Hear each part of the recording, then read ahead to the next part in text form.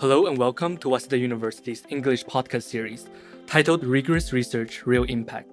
In this series, we dive into interesting conversations and stories from Waseda's vibrant academic and cultural community.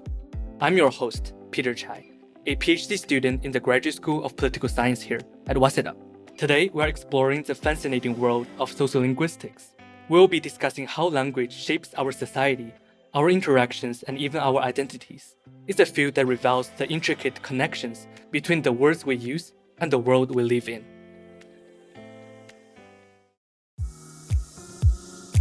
To guide us through this topic, we are honored to have Associate Professor Theron Muller from the Faculty of Human Sciences at Waseda University.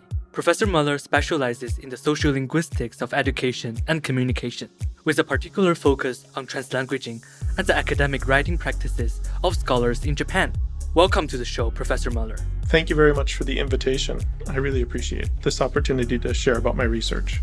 Let's dive right into your research. Your work centers on sociolinguistics and translanguaging. For our listeners who might be new to these terms, could you briefly explain what they mean? To you, what are the most interesting and challenging points about doing research in sociolinguistics? That's a good question. In my undergraduate class, Introduction to Sociolinguistics, this is the topic of the first lecture that I give. Linguistics, applied linguistics, and then social linguistics. So basically, in a very short nutshell, linguistics is interested in describing the structure of language. So you might have heard that English is subject, verb, object, whereas Japanese is subject, object, verb. So thinking about how languages are put together or combined. Applied linguistics is interested in how language is actually used in the world. And then as a part of applied linguistics, social linguistics is interested in the intersection of how people use language and society. So from a kind of very broad perspective, how society shapes language, and then also how language shapes society in turn. Inside that, translanguaging is actually quite specific, and it's a relatively new term in social linguistics. So it used to be, like in language teaching research, there was something called code switching, which means switching from one language to another. And then later on, there became this description of multilingualism, or people being able to speak multiple languages and switching between multiple languages. And one criticism of multilingualism is that it looks at languages as separate things, but neuroscience research has basically found that there aren't separate language locations in the brain. If you speak English and you speak Japanese, you're using the same parts of the brain to speak both. And so translanguaging talks about how a translanguaging perspective views languages as interconnected and kind of synchronously working together, as opposed to being separate things that people switch back and forth between.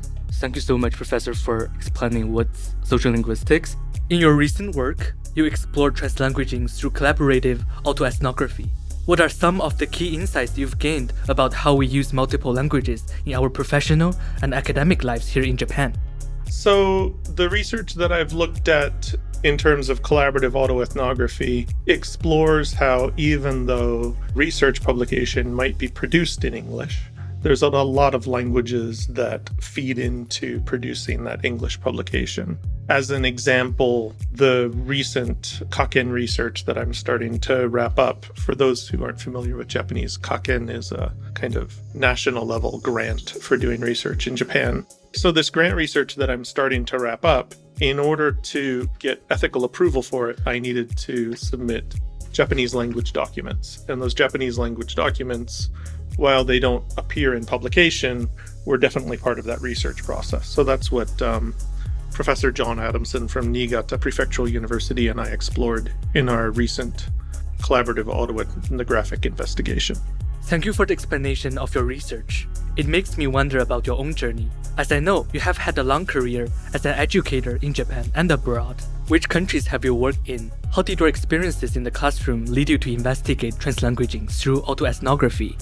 So the answer to that question is I've lived in Japan since 2000. So I finished my undergraduate degree in 2000 and then I moved to Japan. However, I did all of my graduate work with UK universities. And I also have worked for the University of Birmingham and the University of Leicester on their master's programs. And so while I've been in Japan, I've worked with a variety of different universities.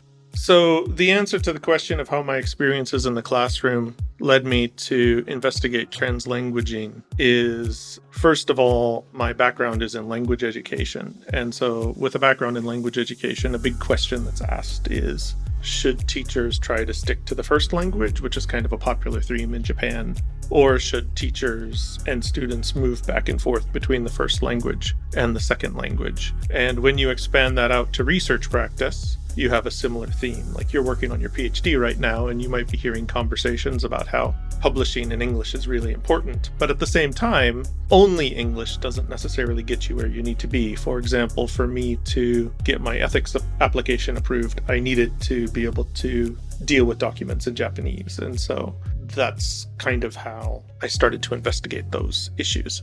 It's fascinating how your personal and professional experiences in Japan have shaped your research. That leads me to a broader question about the context itself. What makes Japan a particularly significant context for studying translanguaging and the social aspects of language?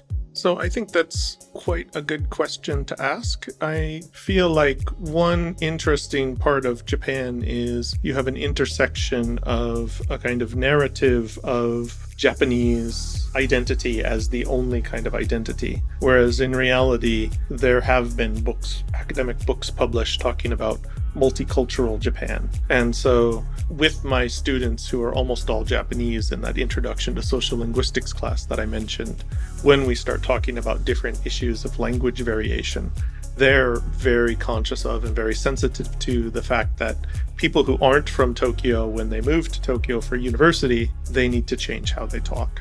And Japan is really interesting because it's a kind of destination for many Asian students. And so you can often have a quite complex mix of languages among the students that I think is very worthy of investigation.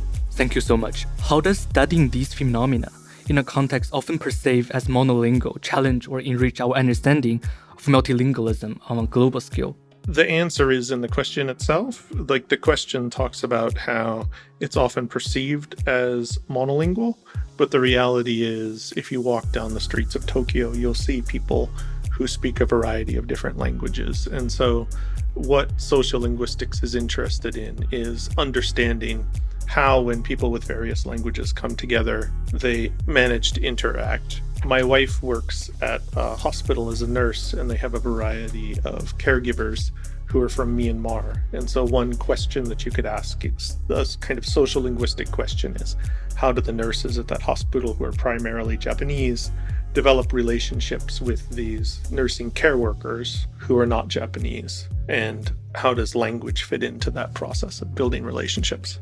Thank you so much for explaining the significance of doing research in Japan. I'd like to shift our focus now for the benefit of potential future Waseda students who might be listening. For them, what makes Waseda's Graduate School of Human Sciences and its English-based degree programs a unique place to study? The English-based degree program at the Faculty of Human Sciences is relatively new. We're just going into our fourth intake now, and it's seen an explosive growth in popularity. I think one impression a lot of people have of graduate school in Japan is that it's very kind of Asia-centric, like there's certain countries in Asia that students tend to come from. I think one nice aspect of our program is we have representation from a much broader expanse of the world. So we have students from Latin America, and then we have students that are from Europe and also from like the western part of Asia, not just the eastern part of Asia. So it makes for a really international and dynamic space for students to be able to learn and to pursue their research. Thank you so much. I know you are teaching a course called Applied Linguistics in Practice. Could you tell me more about the course? How can students learn and experience in that course? The Applied Linguistics in Practice course that I teach is a graduate level 1-quarter course. So it's quite a fast course. And so one of the first things that I do is I show the table of contents from an applied linguistics book, which has like 30 different chapters. And I explained to them that over the course of 7 classes, it's impossible for us to cover all 30 of those chapters. Instead of trying to do a kind of shallow overview of all of applied linguistics, what I try to do in that course is I try to touch on issues of how to think about doing applied linguistic research and how to think about using the methods of applied linguistic research in their own dissertation studies. Professor Muller, this has been an incredibly insightful conversation. Before we finish, do you have a final message for students around the world who might be thinking about studying at Waseda? So I think the experience I have is teaching on our English language degree program at the Faculty of Human Sciences. And I would say it's quite a competitive program for students to apply to. So please don't feel discouraged by that.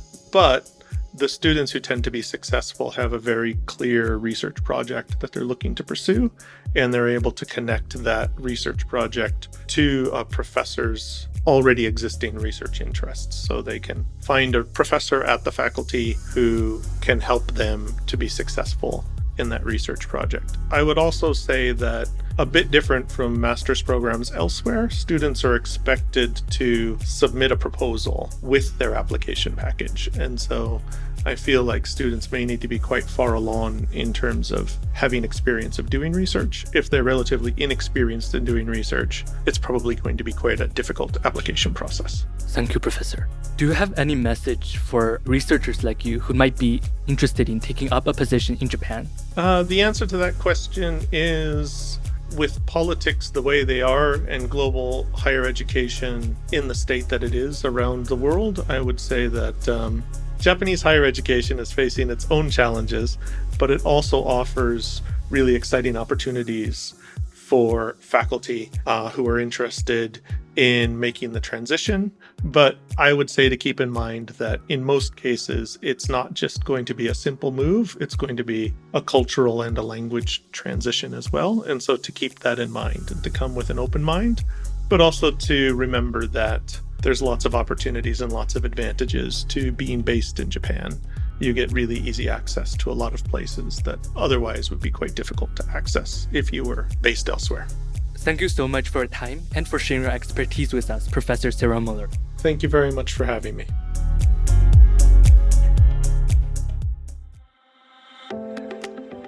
And thanks to all our listeners for tuning in. For more conversations from the corridors of Waseda University, don't forget to subscribe and tune into the next episode on Rigorous Research, Real Impact. Until then, take care and stay curious.